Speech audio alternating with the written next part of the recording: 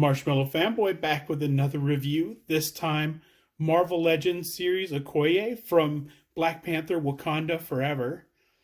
If I'm not mistaken, Okoye was the Build-A-Figure in the very first Black Panther movie wave. And she comes to us complete. You don't have to build her. She comes with, I'm guessing it's the same outfit, but I'm guessing it's a better portrait and the paint is maybe a little bit better.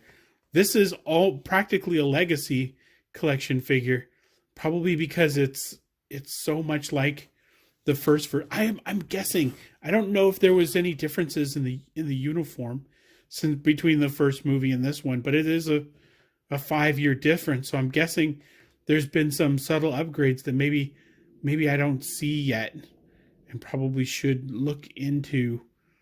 So if it's completely different, please forgive me. I don't remember. So you have the figure portrait here, have a nice artwork on the side, and that artwork, of course, superimposed right behind the action figure portrait. Great pose on the back.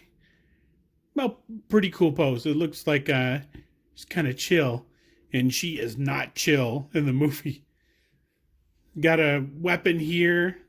Looks like instead of this kind of weapon, you could take that off and replace it with this. And the head for Attuma. And of course, there's the Build-A-Figure Attuma there. So that is Okoye. So maybe I should dig out the first version of the figure. Maybe I'll see if I can find it. In any case, let's bust this one out and see what we think. Okay, now that Okoye is out, let's take a closer look at her. First, the weapons. Very cool. Comes with sort of this knife. I don't know if it's meant to be a knife. It does not plug into the spear anywhere. Like the top of the spear doesn't come off so that this can go on. It's just a separate piece. And on the package, it's photographed in her hand and not on the spear. So that is very cool. I put it backwards to make it look more like she was going to go into some stabbing instead of some swordplay. As far as the vibranium spear is very cool.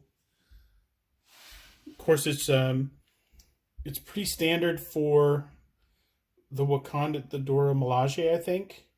And it's got some good details, but some of those details would be really nicely brought out with a paint wash. A little bit of detail in there. Otherwise, it's just one color. But when the light hits it, it looks different colors. And that's kind of a nice effect. It kind of keeps them from having to put a paint wash on it, I guess. I've just solved the riddle of why there's no paint wash. Okay. So for Okoye, the head, very cool. I can see some sort of the details of the artwork on her head. Not really well, but it's enough to let me know that it's there. And it's not heavy-handed in the movie either. It's pretty subtle. So it's subtle on the figure as well. The figure looks serious.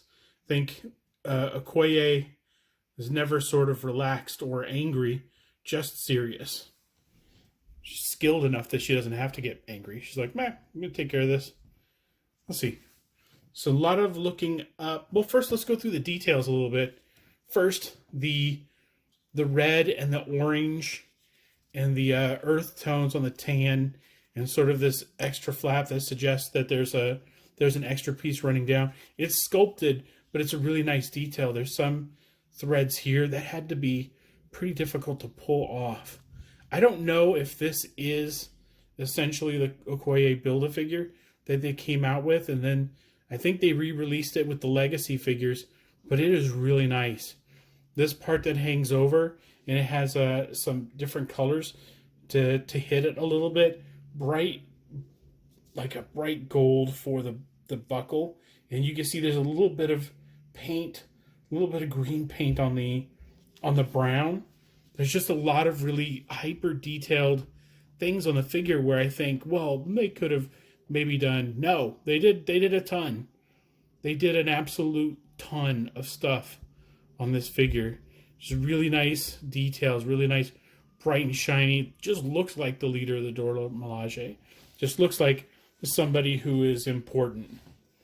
So let's see. The head goes up and looks straight down. It looks like, wow, that's a lot of motion. It looks like it feels like there's kind of a, not just a joint at the, not just a joint at the inside the neck, but I think at the base of the neck too. So you get a ton of movement out of that. And of course, a little bit of expressiveness. You can tilt the head side to side. A little bit of expressiveness. Can kind of look at an angle at somebody behind her, something like that. Let's see. Head goes all the way around, nothing interrupting it. This piece is really well put on, but the necklace, that is, I think that the rings leading up to the neck are sculpted on, but the necklace is definitely separate. You could probably take that off if you take the head off. But don't. So let's see. The arms go back. There's these things in the back that sort of interrupt the flow, so she's not going to get a lot of backwards action. No butterfly joints because of it. That's okay. The arms go all the way around.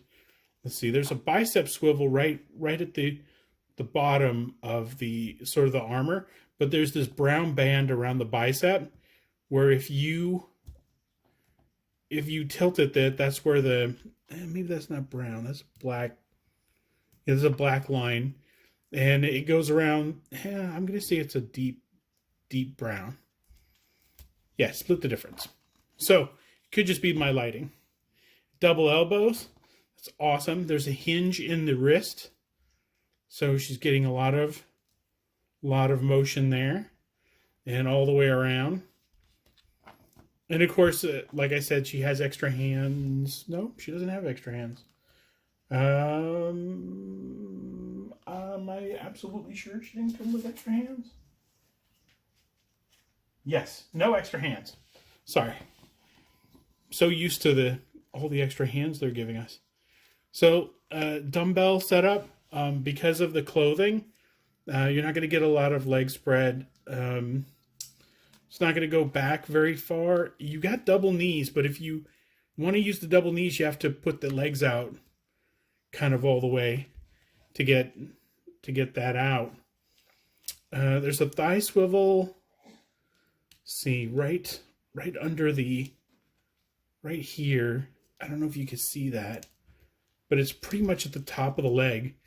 But a lot of the stuff is covering it, and it's all one color, so it's real hard to tell when the thigh is swiveled, so nothing like a line or anything broken. Of course, I did say the double knees, and the foot has the hinge.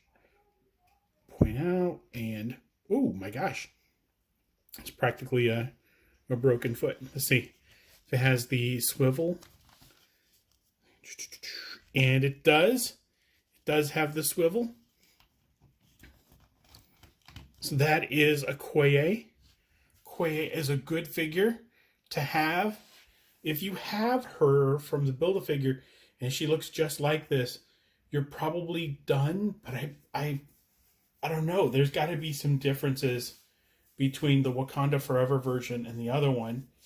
And instead of going back to the first wave to get the Okoye Build-A-Figure, the Okoye was re-released as a legacy figure, I believe. So that figure had a little bit of a better likeness, better paint. There were just improvements on that figure, is what I'm hearing. I don't have any of the legacy figures, of course, except Everett Ross, who came in this wave. So it's a great figure to have. It's a great figure for Wakanda Forever. And it was a fun movie. And until next time, enjoy your toys.